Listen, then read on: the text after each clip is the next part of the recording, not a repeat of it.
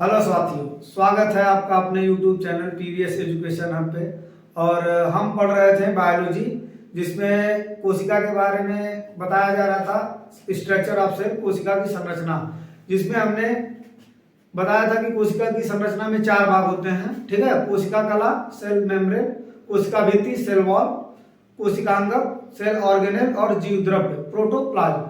तो cell membrane को हमने अच्छी तरह से, कोशिका कला को हमने अच्छी तरह से पढ़ लिया है। और आज हम लोग डिस्कस करने जा रहे हैं किसके बारे में? कोशिका भित्ति, सेल वॉल के बारे में, ठीक है।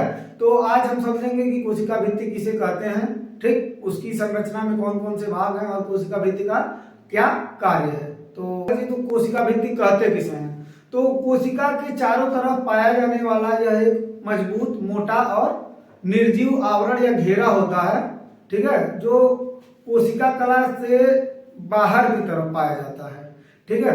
तो इसकी संरचना कैसे होती है? तो इसका जो निर्माण होता है वह कोशिका के अंदर पाए जाने वाले जीव द्रव्यों के श्रावण के माध्यम से जो वेस्टेज निकलते हैं कोशिका कला की बाहरी सतह पर इकट्ठा होते होते ही। तो अब आगे समझते हैं कि कोशिका भित्ति में कितने लेयर होते हैं, ठीक। तो पहले तो आपको बता दें कि कोशिका भित्ति का जो व्यास होता है उसका जो कितना होता है, 100 से 200 एंगस्ट्रॉम के बीच में उसका व्यास होता है, ठीक। तो इसकी जो आप देख सकते हैं, ये कोशिका भित्ति का ये पार्ट जो है आपको बताया गया है। कोशिका भित्ति में मेनली 4 पार्ट होते हैं। मेनली कितने पार्ट होते हैं? 4 पार्ट होते हैं। आपको यहाँ पे दिख रहा होगा, देखिए अभी आपको मैं बता दे रहा हूँ। ये हो गया पहला, प्राथमिक भित्ति, जो सबसे बाहरी आवरण होता है। ये आप जो ब्लू वाली लाइन देख रहे हैं, जो काला काला डॉट डॉट है, रेड लाइन और ब्लू लाइन के बीच में ये जो काला काला डॉट डॉट दिख रहा है, यही है आपका क्या?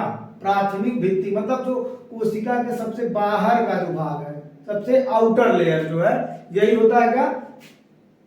प्राइमरी वॉल या प्राथमिक भित्ति। अब इसके बारे में कहा जाता है कि यह कोशिका भित्ति का सबसे बाहरी भाग होता है, जो पतला, लचीला एवं पारगम्य होता है। यह कोशिका को क्या करता है? अत्यंत सरल और चिकना बनाता है, ठीक। तो ये हो गया क्या?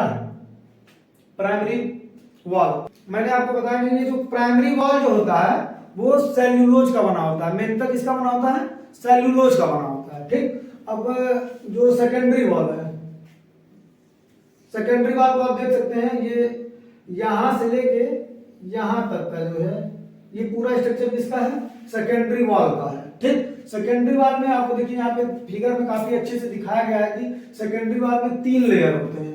कितने लेयर होते हैं? 3 लेयर होते हैं। सबसे बाहरी वाले लेयर को क्या कहते हैं? सबसे बाहरी, देखिए 3 लेयर दिख रहा, एक ये हो गया, ये मोटा आवरण है, ये तीसरा, ठीक।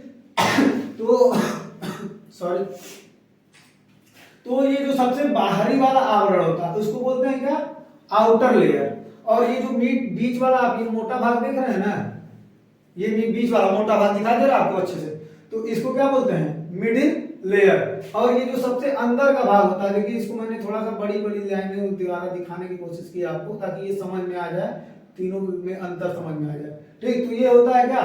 Inner layer.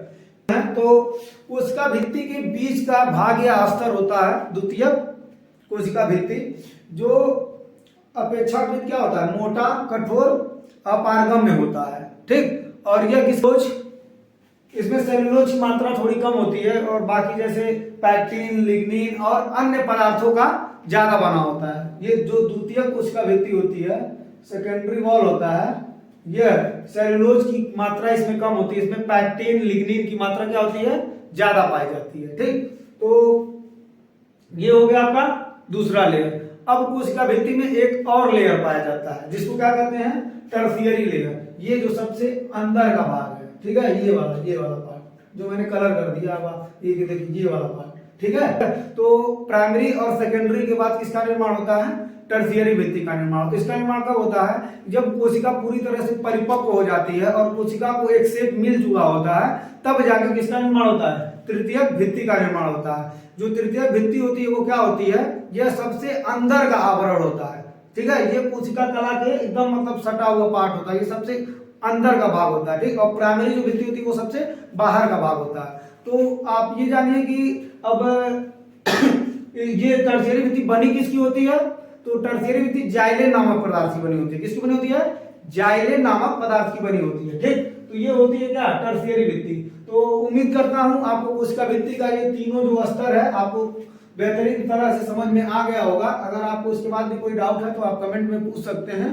ठीक, एक बार मैं फिर से रिवाइज कर दे रहा हूं। देखिए, जो सबसे आउटर लेयर, ये जो काला काला डॉट डॉट वाला है, ठीक, ये काला काला डॉट डॉट देख रहे हैं, ये क्या है? सबसे आउटर लेयर है। ठीक है, क्या है? प्राइमरी। ठीक, द्वितीय क्या है? ये दूसरा वाला है, द्वितीय भित्ति। आप देखिए इसमें भी आप देख सकते हैं, ये सबसे बाहर वाला क्या है? प्राथमिक। ये बीच वाला जो पोर्शन है, अब इसी को मैंने इसमें क्या किया है? बीच वाले को इतना बड़ा करके आपको समझाया है। ठीक है, ये यहां तक है, रेड तक, यहाँ ब्लू वाले से लेके रेड वाले तक ये क्या है? द्वितीय भित्ति है। ठीक, इसमें द्वितीय भित्ति में कितने लेयर होते हैं? 3 लेयर होते हैं। सबसे बाहर वाले को क्या कहते हैं? Outer layer.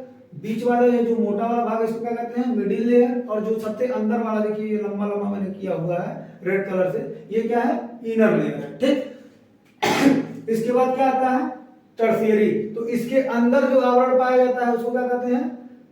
टर्शियरी लेयर या टर्शियरी वॉल कहते हैं, तृतीय भित्ति कहते हैं। ठीक, तो अब मैं कुछ इंटरेस्टिंग पॉइंट बताऊंगा कोशिका भित्ति के बारे में। जैसे यह सभी कोशिकाओं में नहीं पाई जाती है। यह जैसे कुछ निम्न पादप जंतु होते हैं, कुछ निम्न पादप पौधे होते हैं, उनके अंदर जो होती है कोशिका भित्ति नहीं पाई जाती है। ठीक, और कोशिका भित्ति का निर्माण मैंने आपको पहले ही बताया कि जीव द्रव्य द्वारा स्रावित पदार्थों से होता है। ठीक, और कोशिका भित्ति का जो व्यास होता है वो 100 से 200 एंगस्ट्रॉम होता है। ठीक, और अब बात करेंगे हम जो कोशिका भित्ति का चौथा पार्ट है, ये तो तीसरा हो गया आपका। ठीक है, क्या है? मध्य पटल। अब मध्य पटल क्या होता है कि अब एक कोशिका से दूसरी कोशिका को जोड़ने का काम कौन करता है? मध्य पटल करता है, जो किसका बना होता है? कैल्शियम और मैग्नीशियम के पेप्टेट का बना होता है, पेप्टेट का बना होता है। ठीक, कैल्शियम और, यहां पे मैं लिख दे रहा हूं, देखिए, कैल्शियम और मैग्नीशियम के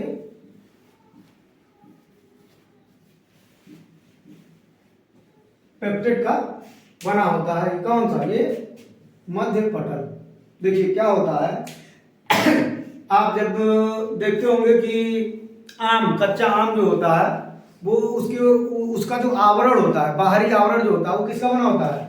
मध्य पटल का बना होता है। ठीक, तो एक समय के बाद क्या होता है, जब कोशिका अच्छी तरह से परिपक्व हो जाती है तो परिपक्व जो मध्य पटल का है वो परिपक्व जो होता है तो एक तरह से कोशिका में अच्छी तरह से घुल मिल के नष्ट हो जाता है। ठीक है, तो जब आम, कच्चा आम और पक्का आम के जो लेयर में आप अंतर कैसे समझ सकते हैं?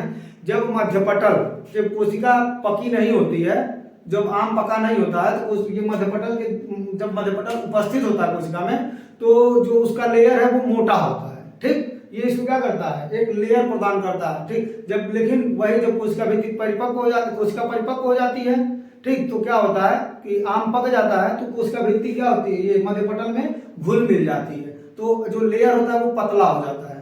ठीक है, समझ में आ गया ना? तो ये था पूरा सेल वॉल का स्ट्रक्चर के बारे में। उम्मीद करता हूं आपको समझ में आ गया होगा। और अब हम जानेंगे कि कोशिका भित्ति का कार्य क्या क्या है। तो जो कार्य होता है वो कई होते हैं। जैसे पहला कार्य क्या है कि यह कोशिका को मजबूती और यांत्रिक शक्ति प्रदान करता है। क्या करता है? कोशिका को मजबूती और यांत्रिक शक्ति प्रदान करता है। दूसरा कार्य क्या है कोशिका भित्ति का कि यह कोशिका भित्ति जो होती है कोशिका के आंतरिक भाग की सुरक्षा करती है।